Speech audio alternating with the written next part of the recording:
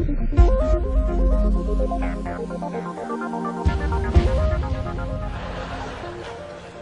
I'm going to talk to you about today is about leadership and leading teams. And while leadership is so important that we can lead large congregations and nations if we're presidents like Karen was talking about, but what I'm really going to talk to you about is leadership in the context of those people that report to you. The people that are on your team.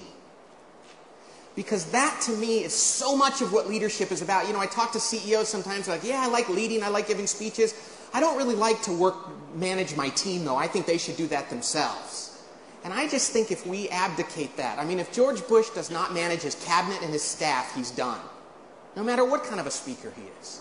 And so what I want to talk to you today is how to build teams and how to be leaders of your staff teams. Okay? Now, the first dysfunction of a team, let's just dive right into it, is the absence of trust. And you can turn in your booklet into page, I don't know what page, 6. Thank you very much. Oh, 26, even better. 26. Yeah, thank you. See, I can interact with the audience. Page 26 in your book.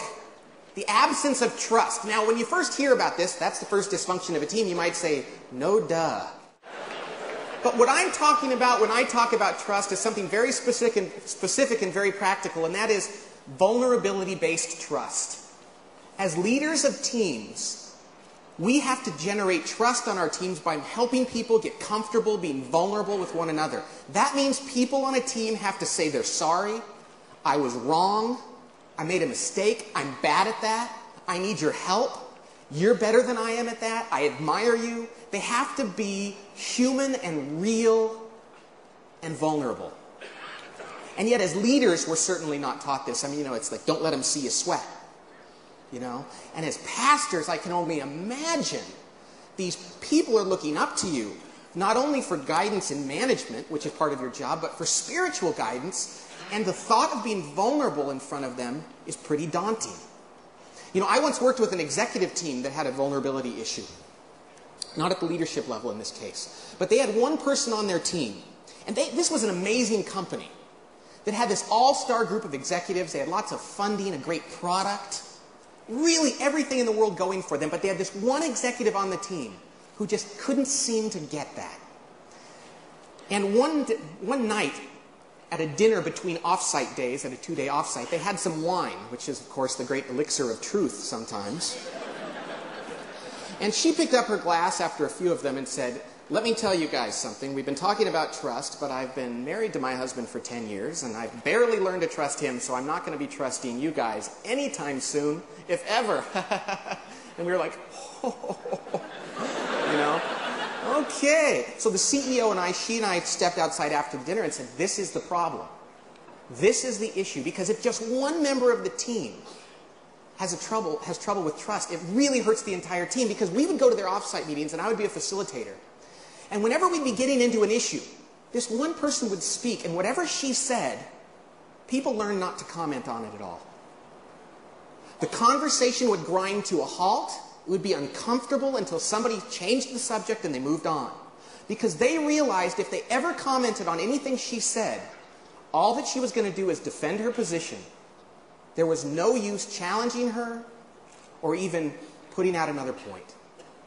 Because one member of a team can hurt the dynamics that much. Now, I want to be very careful here, especially in this environment. This CEO didn't go out and say, all right, you're fired. You know, I don't think you should go to your management team and go, yeah, trusting, not trusting, bye-bye, trusting, not trusting, trusting. Because we have to work with people to help them understand the importance of this. But ultimately, after months of working with this person and trying to get her to open up and be more vulnerable, she couldn't do it. She had to manage her out. You saw that conversation. We're going to talk more about that in a little bit. The next offsite meeting I attended with that team after she had gone, it was amazing to watch the dynamics. They got into issues. They made faster decisions. They made better decisions. People didn't hold back purely because they had one member of the team who previously couldn't trust who was gone. It was like watching a whole new company. This is so critical in our organizations. And so many leaders, the question I have to ask you is, can your people be smarter than you? Can they be better than you?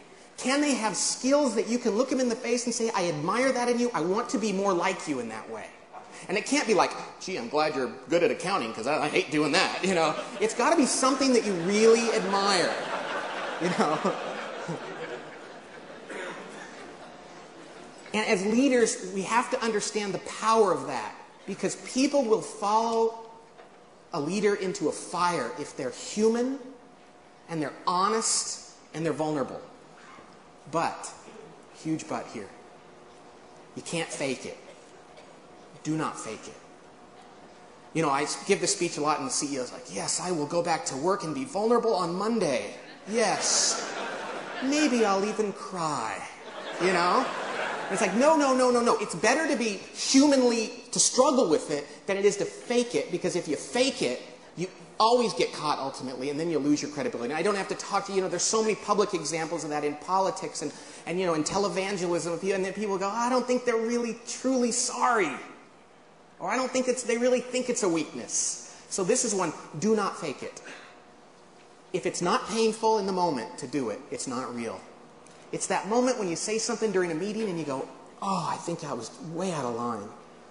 I don't want to say that. That's that level 5 moment, as Jim Collins talked about, where you say, I screwed up. I am sorry. You know? Trust is based on vulnerability.